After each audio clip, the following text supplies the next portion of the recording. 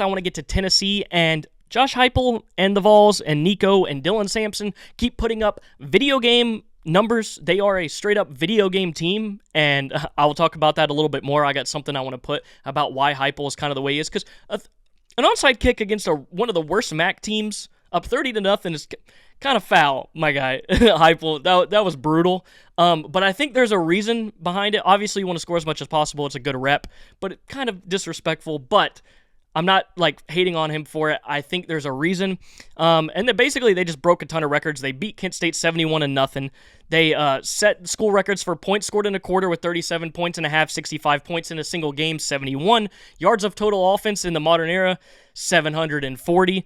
They are plus 178 point differential through the first 3 games, is the most through the first 3 games in SEC history, which is absolutely insane. They basically outgained Kent State by 600 yards.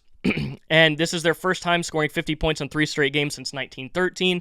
And Dylan Sampson had 4 rushing touchdowns, which was only 1 shy of a single game record. I think the reason we're seeing this team put extra points on that it doesn't have to is simply because of the 12-team college football playoff. And this is where I think Heupel's a genius, because you don't have to score 71. You make the choice to score 71 in this game. Obviously, you want to score a lot. It's great for their offense and stats.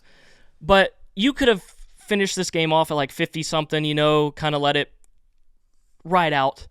But let's just say, this is a hypothetical here. Let's say Tennessee loses 2 games or 1 game and they're on the edge of getting in the college football playoff.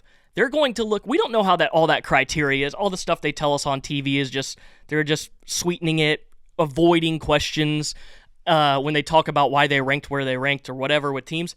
They're going to look at Tennessee later in the year. One, the most important thing, Tennessee is going to be entertaining. And you can't tell me that they don't look at matchups and be like, what's best for TV, And Tennessee obviously has one of the best fan bases in college football.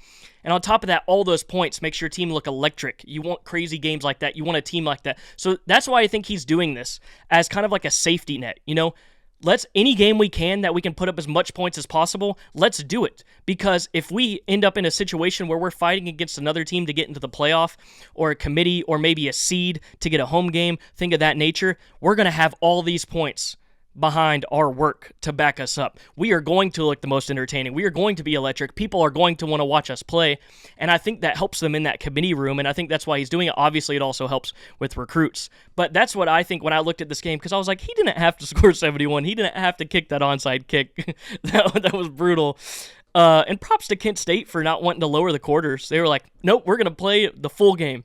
And I think that's why he does it, style points. Because with this 12-team playoff now, we don't know how it fully works. The committee sometimes can be weird, and they never really truly explain themselves. And I think that is a big reason why, as a safety net for the CFP,